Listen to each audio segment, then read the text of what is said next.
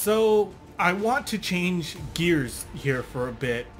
In the previous story, Superman has gone toe to toe with some corrupted and immoral individuals, and he has his methods of correcting them. But what happens when his opponent cannot be reasoned with? What happens when Superman must go toe to toe with a force of nature?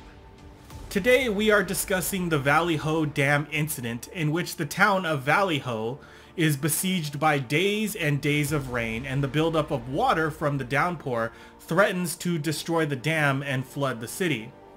So what is Superman going to do about this situation? Let's find out.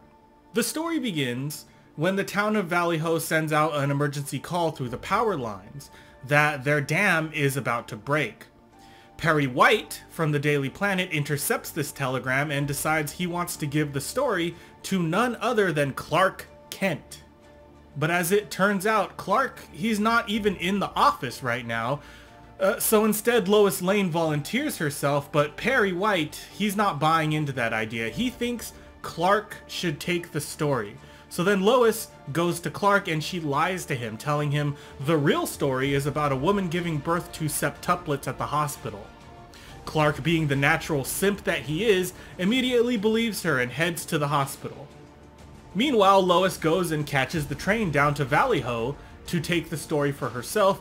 Of course, it doesn't take long for Clark to realize that he's been betrayed, and Perry White is seriously pissed about what Lois has done, and as a result, he fires Clark for his negligence. So now the story is set, and the introductions are over, and we have Lois driving headfirst into certain danger, as she always does, and we have Clark fired up to intervene as Superman. Now, are you ready for the action? Because it's coming right now. As it turns out, the bridge to Valleyho is badly damaged by the rain and only moments from collapsing.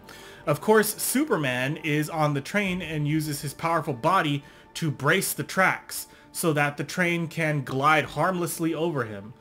Lois witnesses this incident, and even though everyone else is panicked, she is just unafraid. With the bridge now collapsing, people are rushing in any way to get out of town before the flood happens. Lois, on the other hand, doesn't seem to care about the danger. She borrows a taxi and drives straight for the dam, even though it means almost certain death for her. Superman is already at the dam trying to hold it together, but it's just too late. And with a thunderous crack, the dam splits open, letting in countless tons of water, which spills into Valleyho, flooding the streets. Lois, who is still in the taxi, just gets washed away by this violent, sudden wave. All hope is lost, and Lois seems certain to die when suddenly Superman appears and rips her from the taxi and lands her safely on the side of this mountain. Then, with his tremendous strength, he shoves a massive boulder in the way of the flooding water, stopping its progress.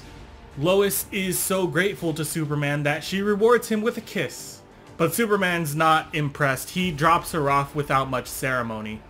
Meanwhile, Clark writes up the story of the Valleyho Dam incident and calls up Perry, who gladly gives him his job back now that he has the story. And of course, Lois rejects Clark once again because he is just pathetic when compared to that Superman. All is well that ends well, I guess, or I mean, at least the status quo survives. So what did we learn from this episode? Well, first we learned that Superman can go toe to toe with Mother Nature and come out on top. Second, we learned that Lois Lane doesn't care at all about human life and will do anything for her career. And finally, we learned that Superman appears just infinitely more heroic when taking on an impersonal enemy. In this story, Superman doesn't meddle in people's lives. Instead, he attacks a fundamental force of nature. This is something that puts Superman in direct competition with one of mankind's oldest enemies. Since the beginning of time, we have struggled against natural disaster. And as they say, an enemy of an enemy is our friend. So Superman really does appear as an ally to humanity, specifically in this issue, and as a result, this story lacks the divisive nature of the previous stories. I personally found that refreshing. Superman is non-offensive in this story, he is altruistic, and as a result, he saves countless lives. Ironically, however, in this issue, it's actually Lois Lane who becomes the meddling force. She tells a lie that loses Clark his job and almost gets herself killed. And even to further that irony, it's actually Superman who must correct her and ultimately saves her from herself. So now I want to know what you guys think.